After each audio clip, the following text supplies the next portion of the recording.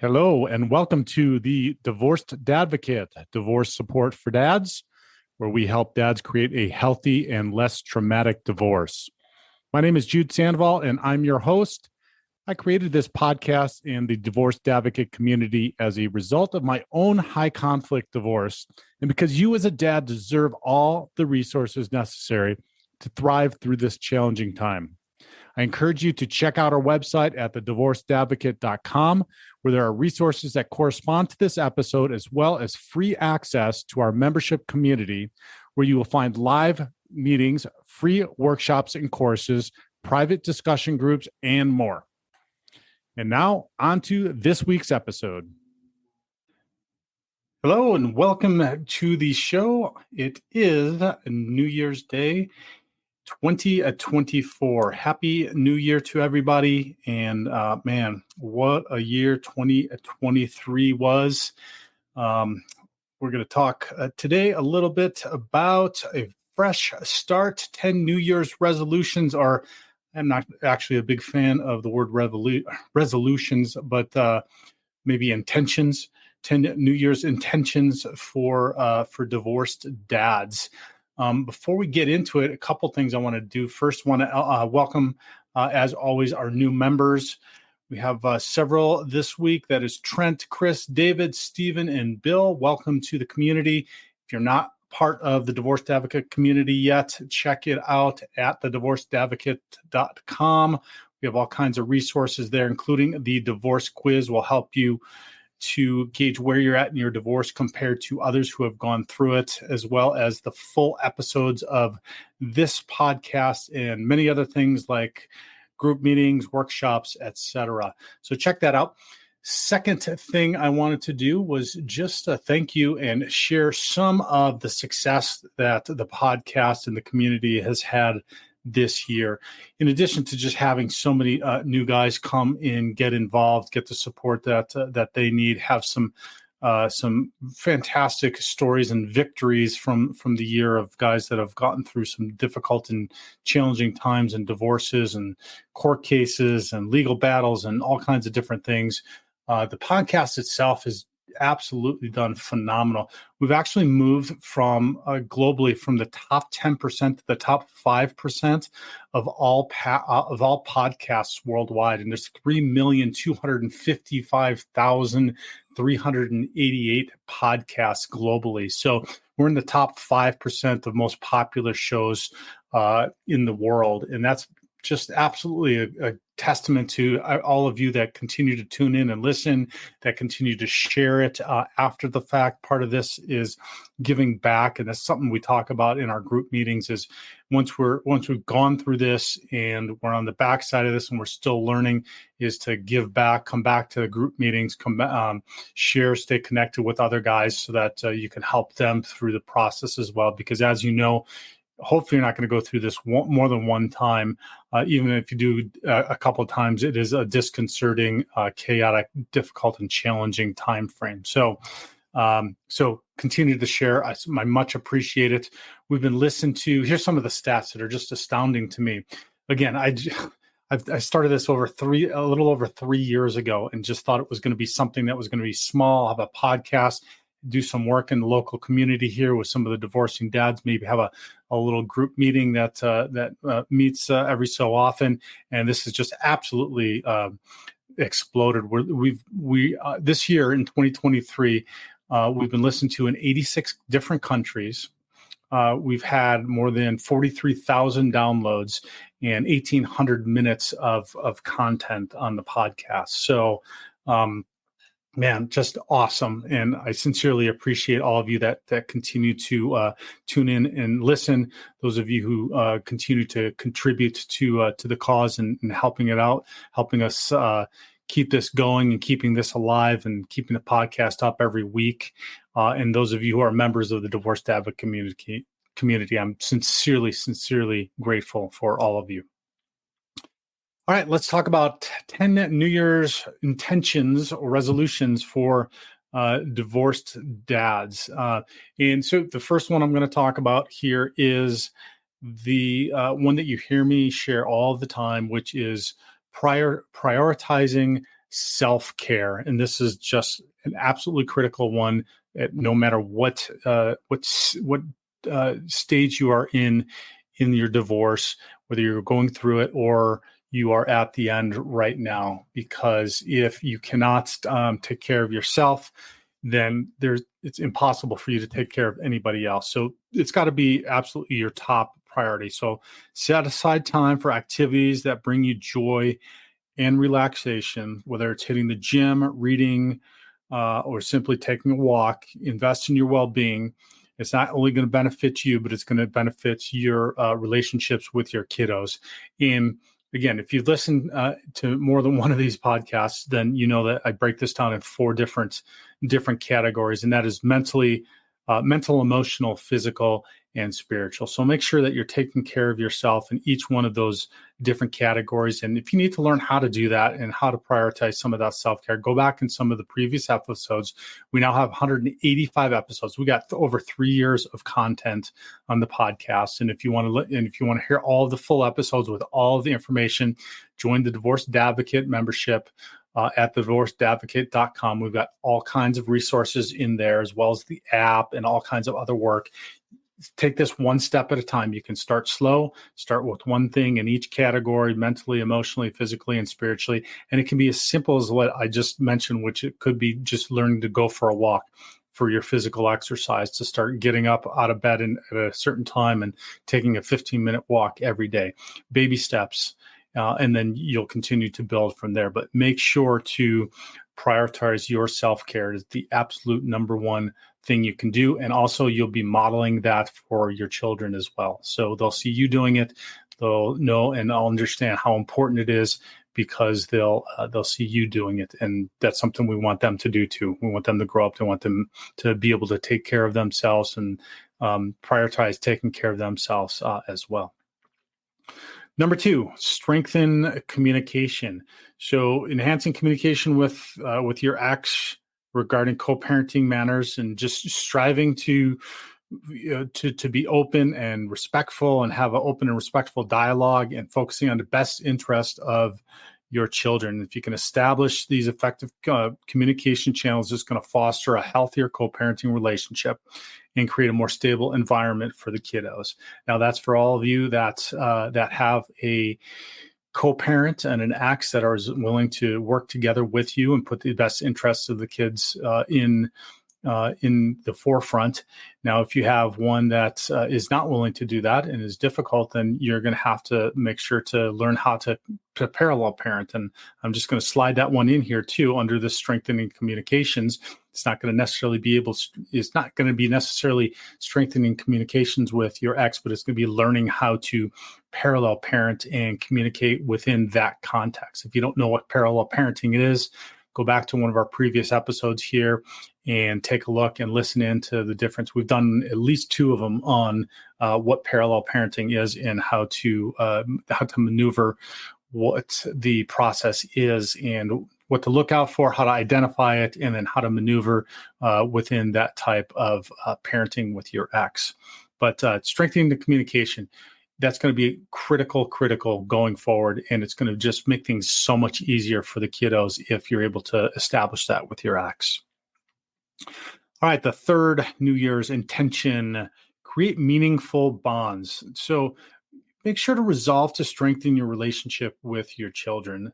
Plan regular quality time together and engage in activities that'll foster some connection.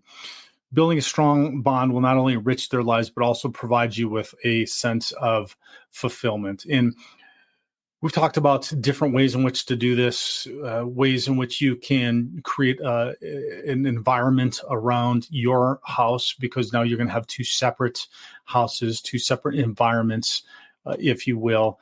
Particularly if you're parallel parenting, there might be very vastly different environments. And so creating those meaningful bonds by doing stuff with the kids. And this could be as simple as doing a movie night or a pizza night or some kind of activity when they come back to your place, creating and establishing those routines that are going to build those meaningful bonds with your kids. Stay with us. We'll be right back. Hey, this is Jude with a quick reminder about the Divorced Advocate Foundation for Fathers, which is our nonprofit that helps dads through divorce with legal education, free or reduced cost coaching, and mental health resources. If you own a business or know someone who does, there's an easy way to help by connecting credit card processing through our partner program. Part of the fees go straight to the foundation with no added cost to the business, and 98% of businesses are actually able to save money on their processing fees. It's a win-win. So if you know a business that accepts credit cards, get them in touch with me by sending a warm introduction email to jude@thedivorcedadvocate.com or give me a call directly at 720-255-1021.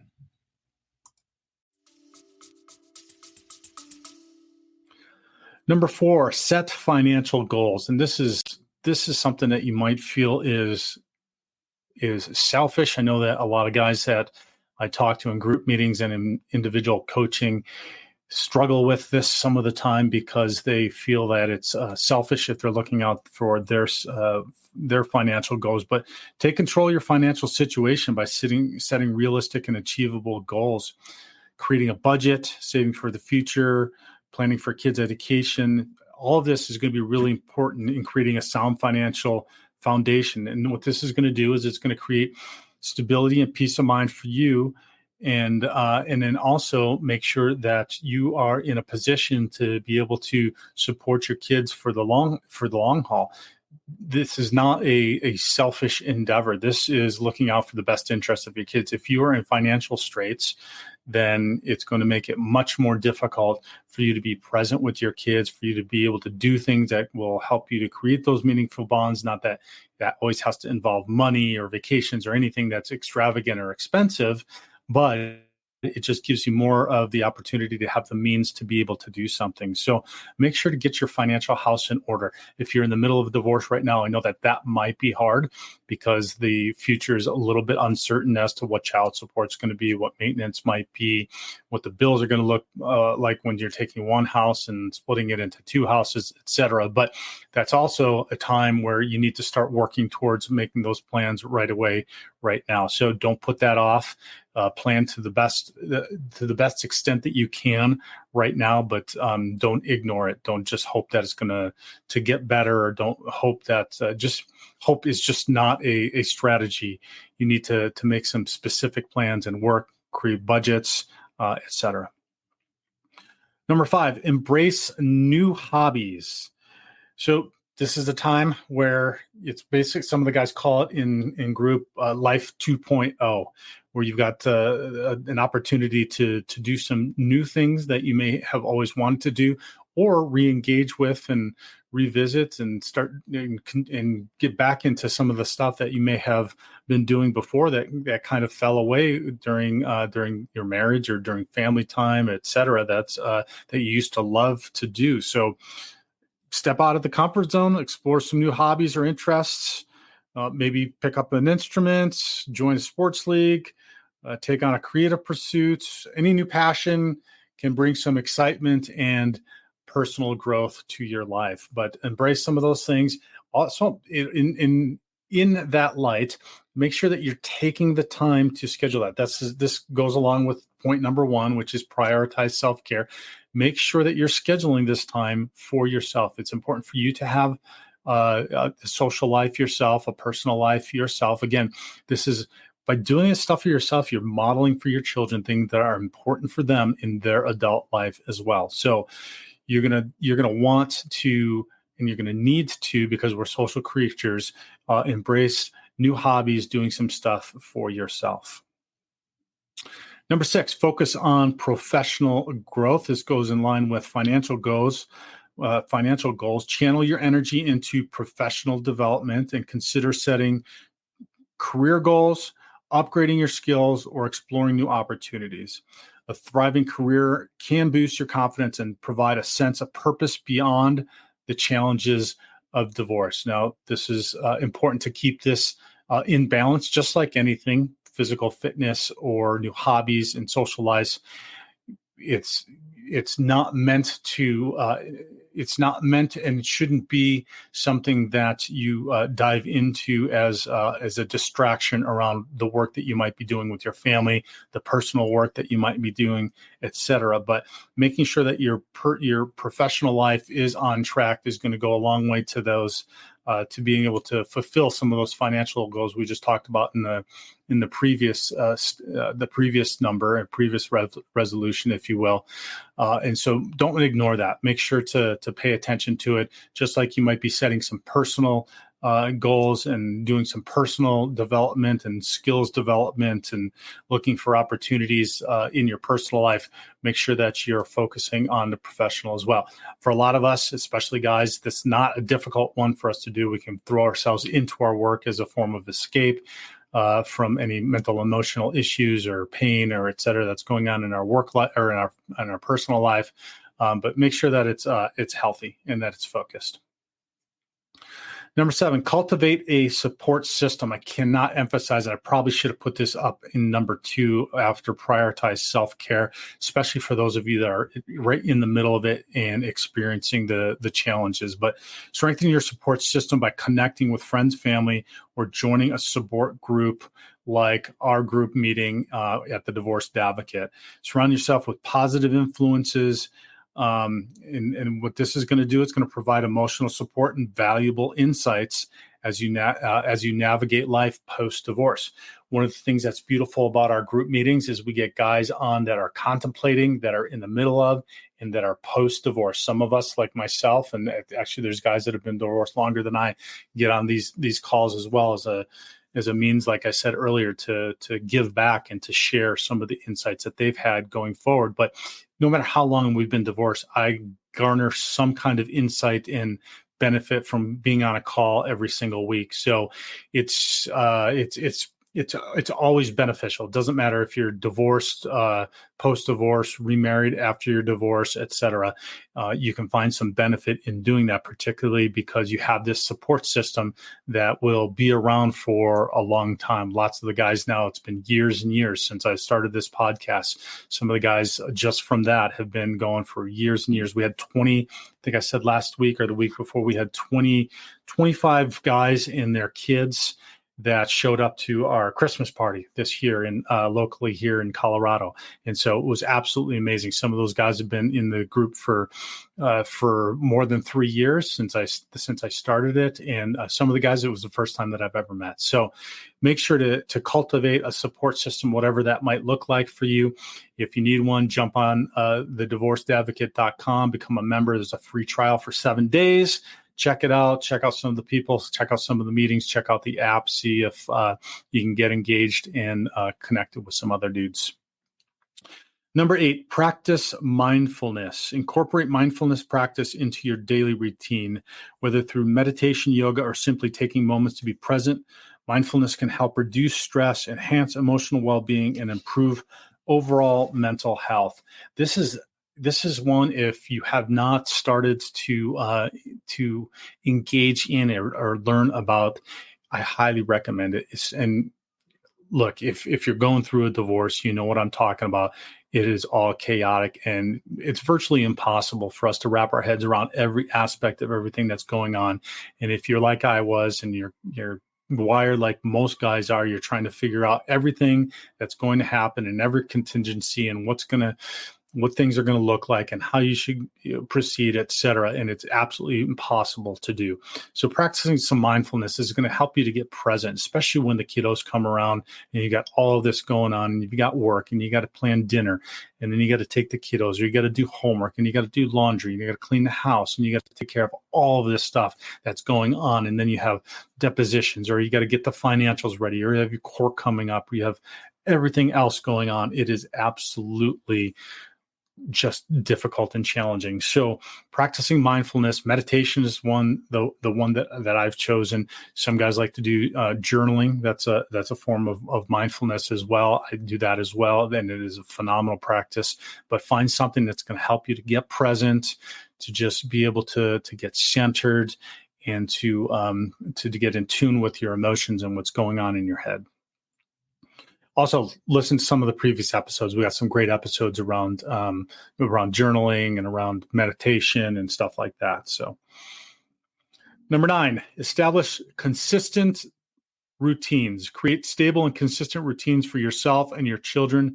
Predictability can provide a sense of security for your kids and make co-parenting more efficient. Strive for consistency in daily schedules, visitation plans, and other aspects of family life. This is just kind of inherent for us as dads, providing structure and consistent routines. If it's not something that you've already embraced, make sure to do so. It provides a sense of security and safety for your kiddos. It's also something that helps you to stay focused. It's going to be a lot different as a single dad than it was before. So doing this stuff like block scheduling and other ways in which you can maximize your time and make sure that you're being efficient and focused and present with your kiddos is absolutely critical. So establishing some consistent routines and find ways in which you can do that.